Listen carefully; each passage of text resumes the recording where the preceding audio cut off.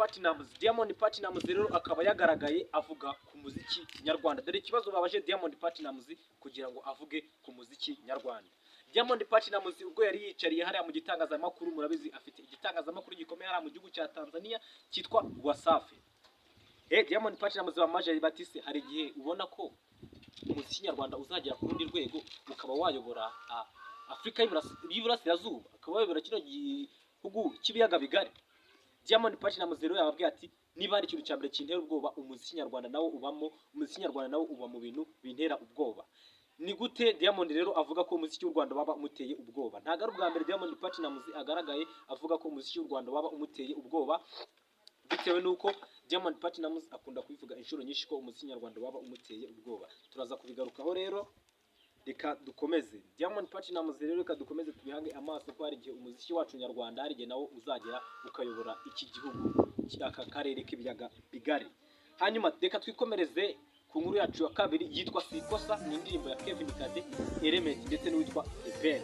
Harashize igihe kinini ya The Ben atadutamo indirimbo, akaba rero yakoranye indirimbo n'uyu muhanzi witwa Element. Ntago ari Element gusa ahubwo n'uwitwa Kevin Kade. Iyi ndirimbo rero yagiye igarukaho n'abantu benshi kuri social media bavuga ko iyi ndirimbo yaba yarakorewe cover n'uwitwa Ian Ngoma.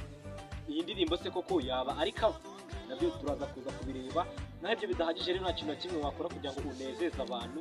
Baje kuvuga ko ibyo bidahagije, ahubwo baravuga bati ngo tubonye ko kuvuga ko ari cover bidahagije, reka tuvuge ko bayiguriye views.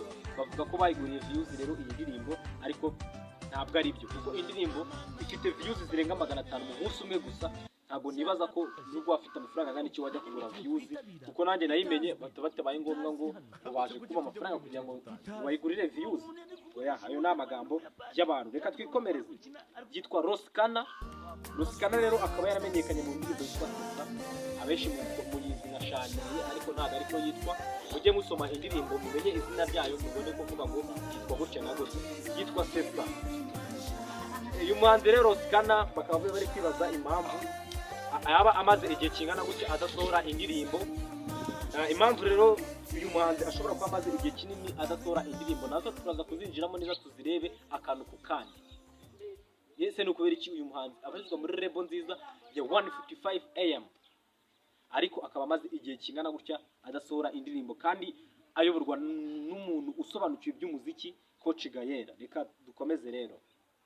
Uri gusuzwa n'abafiyeri original, ni ukugezaho kino kiganiro kitwa Menya Ko, ariko aha niyo YouTube yonyine uzajya usangaho amakuru y'imyidagaduro agiye atandukanye, ibiri kuvugwa mu Rwanda, East Africa ndetse n'ahandi hagiye hatandukanye. Nkuko nari nabibabwiye rero, umuhanzi wanyu mwakunze akaba yitwa mwaramukunze cyane. Ni umuhanzi ufite ubumuga bwo kutabona, ariko yandika indirimbo ndetse akanazisohora. Ntiriwe mvuga byinshi wahita umumenya kuko yamenyekanye mu ndirimbo yitwa Seka. Yitwa New Bosco, yamenyekanye rwose mu ndirimbo yitwa Seka.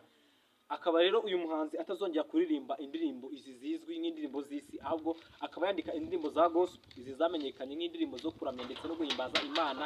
Izi nizo ndirimbo rero azajya akora ndetse akanazisohora.